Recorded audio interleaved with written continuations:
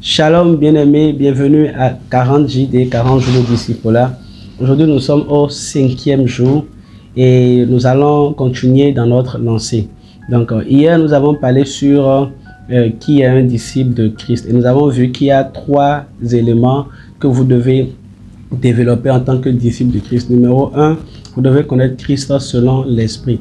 Cela est important, pourquoi? Parce que connaître Christ selon la chair n'est pas suffisant. Connaître Christ selon les informations n'est pas suffisant, mais vous devez avoir une connaissance expérimentale. Vous devez avoir une expérience de Christ, connaître Christ selon l'esprit. Cela va vous révéler votre destinée, va vous révéler ce que vous êtes appelé à faire en Christ et cela va confirmer votre conviction et votre assurance en lui, en Jésus-Christ. Parce que la Bible dit que ce que nous avons vu, ce que nous avons entendu, c'est des choses que nous témoignons. Et il est important que vous puissiez connaître Christ selon l'esprit. Deuxièmement, vous devez demeurer dans la doctrine de Christ. Oui, si vous voulez être disciple de Christ, vous devez demeurer dans la doctrine de Christ. Pourquoi? Parce que la doctrine est très importante. La doctrine, c'est un code.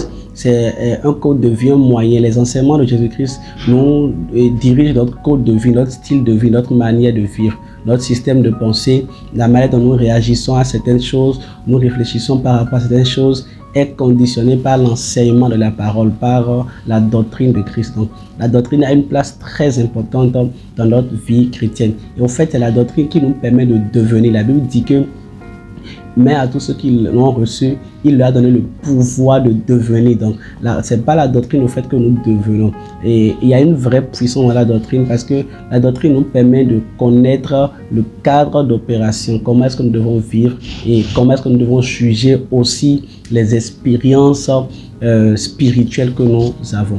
Et cela est très important. Et la troisième chose, c'est participer à l'expansion de la bonne nouvelle du royaume. Oui, quand vous êtes disciple de Christ, vous devez apprendre à participer à l'expansion de la bonne nouvelle du royaume, à la partager un peu partout, dans tout le monde entier. Tant que vous le pouvez, vous devez participer à l'expansion de la bonne nouvelle, prêcher la bonne nouvelle. Et voilà ce que nous avons vu. Et aujourd'hui, nous allons parler sur les fondements du disciple de Christ. Les fondements du disciple de Christ. Il y a 2 fondements spécialement que quelqu'un qui veut être disciple de Christ doit poser. Il y a 2 fondements que vous devez poser inévitablement pour être un disciple de Christ. Et c'est par là que tout commence. Les 2 fondements sont comme suit. Numéro 1, accepter l'œuvre salvatrice de Jésus-Christ à la croix. Et numéro 2, marcher dans les pas de Jésus-Christ. Aujourd'hui, dans cette vidéo, nous parlerons du premier point et demain, nous parlerons du second. Numéro 1, accepter l'œuvre salvatrice de Jésus-Christ à la croix.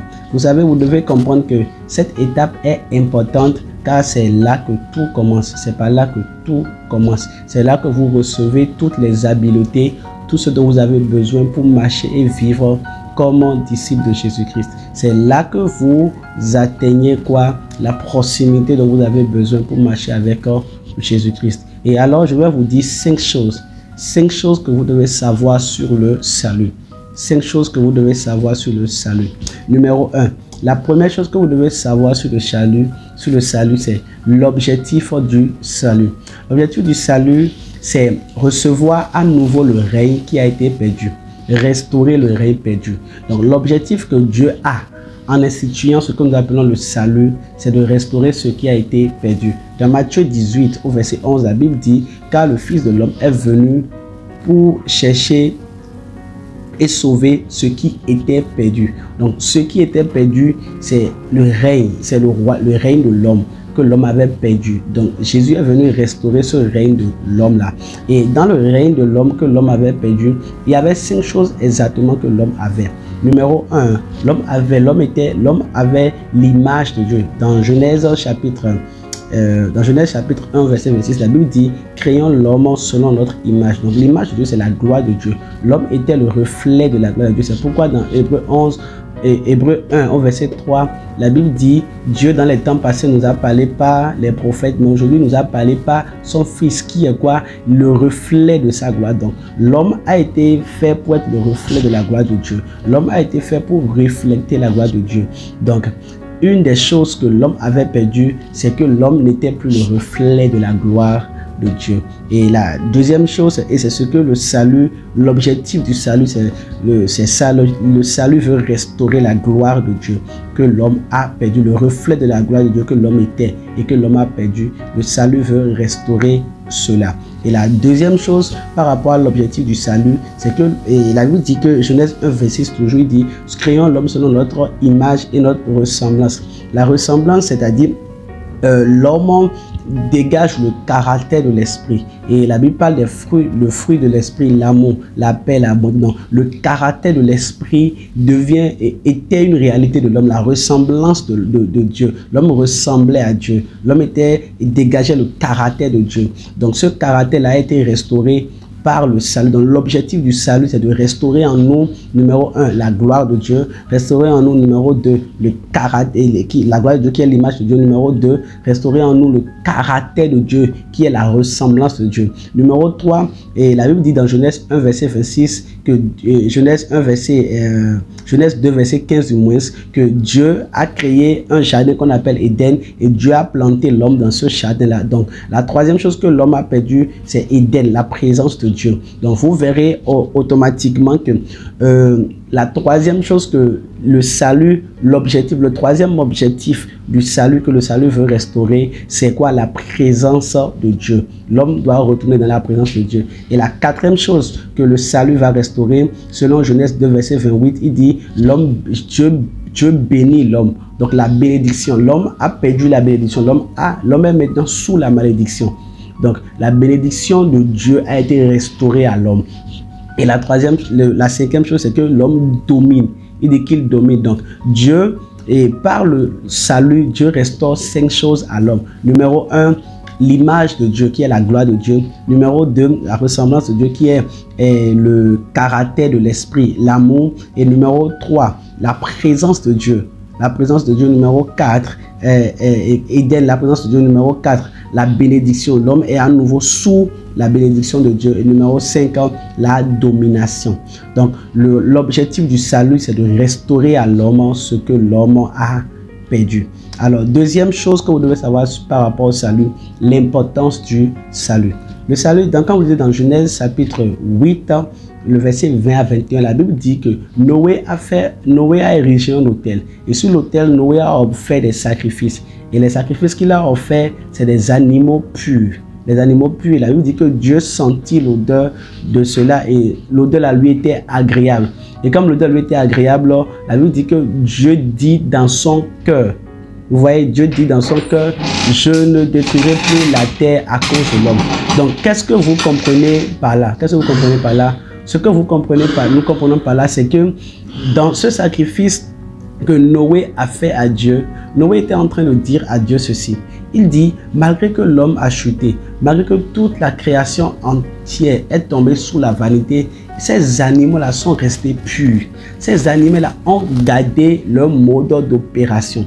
Donc, Seigneur, je t'offre ces animaux pour te dire ce que tu as fait à ces animaux, pour qu'ils puissent préserver leur mode d'opération original, pour qu'ils puissent garder leur mode d'opération original selon la création initiale, fait de même à l'homme. Et c'est ce que le sacrifice de Noé a été en train de dire. Et c'est ça, au fait, ce que le salut signifie. Le salut, c'est la préservation. L'homme est préservé. Préservé de quoi? Numéro 1, dans le jardin d'Éden, lorsque l'homme a péché, l'homme a reçu, numéro 1, quoi? L'homme a reçu, premièrement, l'homme a reçu le jugement de Dieu. Numéro 1. Numéro 2, l'homme est maintenant sous l'influence de Satan et du monde. Et numéro 3, l'homme est affecté par le péché. Donc, l'importance du salut est que par le salut, l'homme est maintenant libéré, l'homme est maintenant préservé, l'homme est délivré. Délivré de quoi? Délivré du jugement de Dieu. L'homme n'est plus sous l'influence du jugement de Dieu qui est la malédiction que Dieu a proférée sur l'homme. Et numéro 2, l'homme n'est plus sujet du péché, l'homme n'est plus sous l'influence du péché.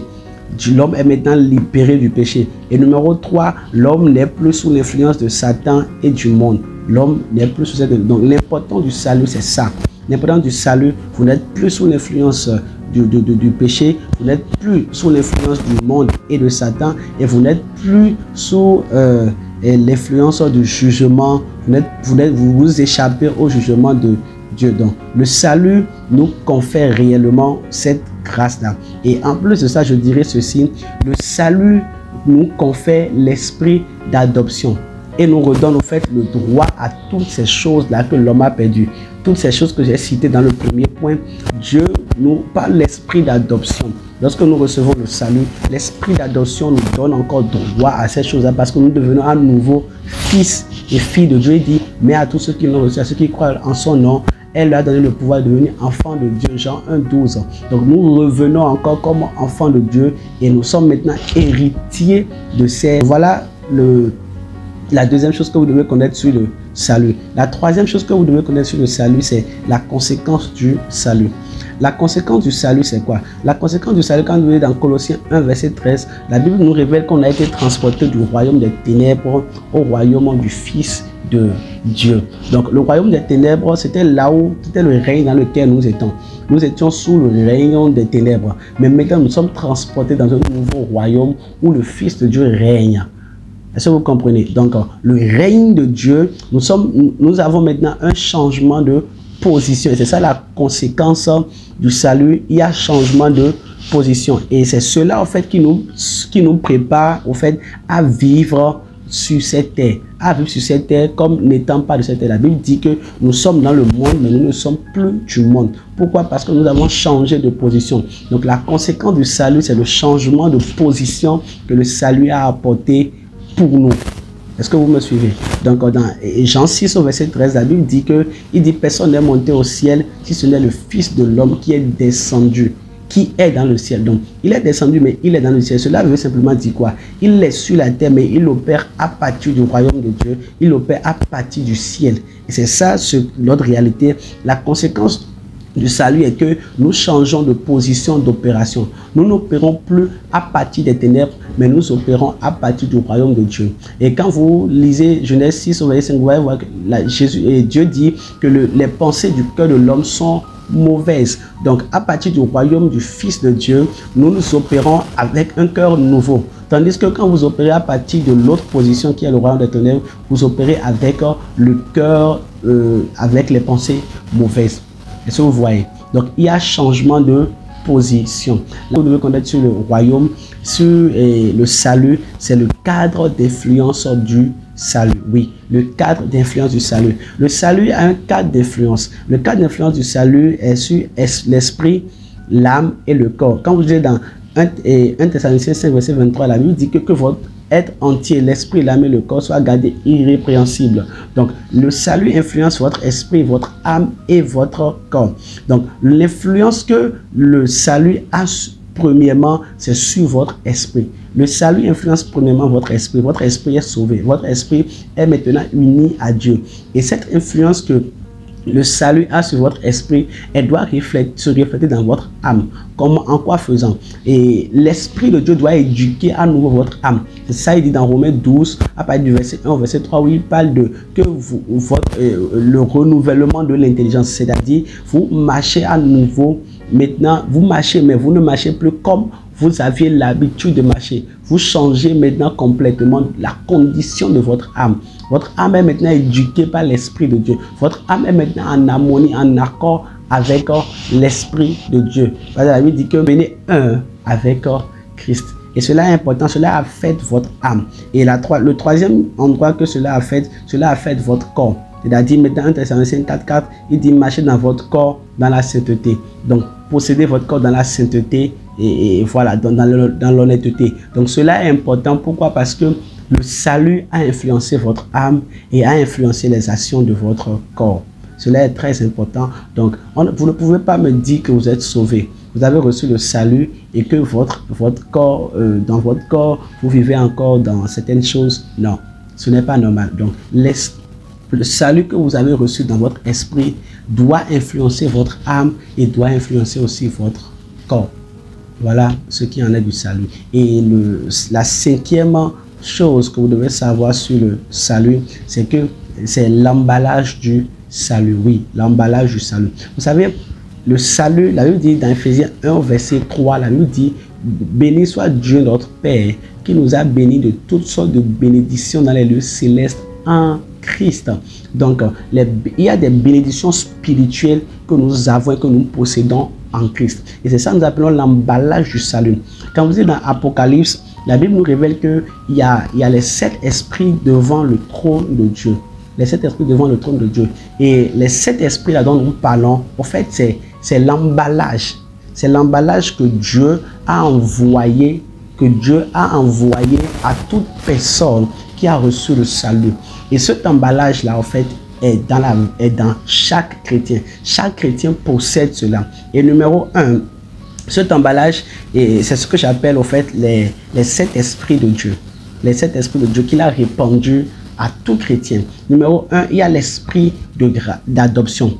L'esprit d'adoption, en fait, c'est l'esprit qui nous permet de devenir enfant de Dieu et de grandir jusqu'à devenir fils de Dieu. Donc, ça, c'est l'esprit d'adoption. Numéro 2, il y a l'esprit de grâce. L'esprit de grâce, en fait, c'est l'esprit qui nous permet de vivre au-dessus du péché. La Bible dit dans le titre que la grâce du Seigneur nous enseigne. Vous voyez? Nous enseigne à vivre dans la piété, à renoncer à toute impiété. Donc, ce n'est pas l'esprit de grâce. Et dans Hébreu, la Bible dit que celui qui est chrétien encore, et qui vit encore dans le péché, il aura outragé l'esprit de quoi? De la grâce. Donc, l'esprit d'adoption nous permet nous donne le droit d'être enfant, pendant que l'esprit de grâce nous permet de vivre au-dessus du péché. Et numéro 3, après l'esprit de grâce, nous avons ce que nous appelons l'esprit de grâce et de supplication. Oui, l'esprit de grâce et de supplication. Ça, c'est l'esprit de grâce et de supplication nous permet de fonctionner à nouveau en tant qu'homme. Dans Luc 18, verset 1, la Bible dit « L'homme doit toujours prier et ne point se relâcher ». Donc, cela veut dire qu'une des fonctionnalités de l'homme, c'est que l'homme doit toujours prier. Donc, si tu es homme, une des choses qui montre dans le regard de Dieu que tu es homme, c'est que tu dois toujours prier et ne point te relâcher. Et c'est ça, en fait, l'importance de l'esprit de grâce et de supplication. Nous redevenons encore à nouveau des hommes de prière. Nous pouvons prier à partir de cette énergie-là qui nous est donnée par l'esprit de grâce et de supplication. Et le quatrième élément, c'est l'esprit de gloire. L'esprit de gloire, c'est-à-dire nous pouvons marcher maintenant dans la gloire de Dieu. Nous pouvons vivre la gloire de Dieu étant dans ce corps mortel. Et c'est ça, en fait, qui nous permettra, en fait, à la fin, de revêtir le corps de gloire. Et quand vous continuez, il y a aussi l'esprit de sainteté. Il y a aussi l'esprit de sainteté. Il y a aussi l'esprit de sainteté.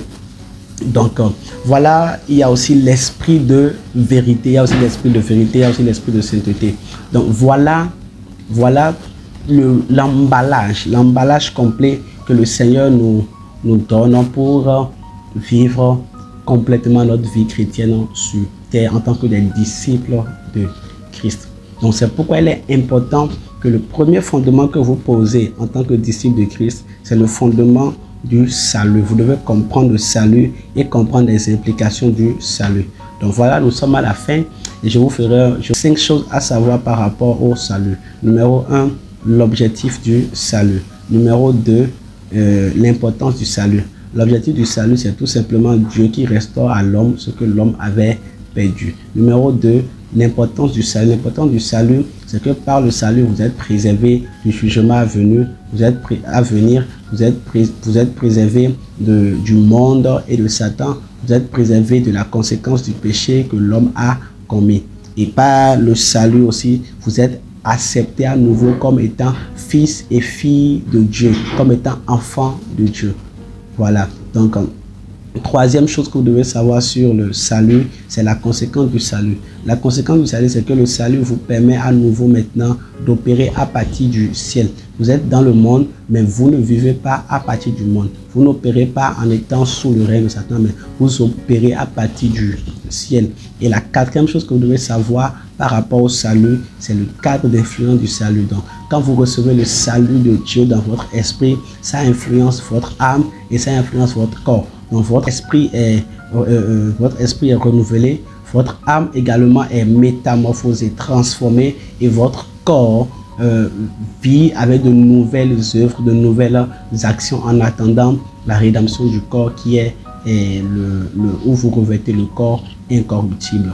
Et la cinquième chose que vous devez savoir sur le salut, c'est que c'est l'emballage du salut. L'emballage du salut, c'est qu'il y a les bénédictions spirituelles dans le salut que vous recevez. Il y a l'esprit de gloire, il y a l'esprit d'adoption, il y a l'esprit de vérité, il y a l'esprit de grâce, il y a l'esprit de sainteté, il y a l'esprit de grâce et de supplication, il y a l'esprit de vérité.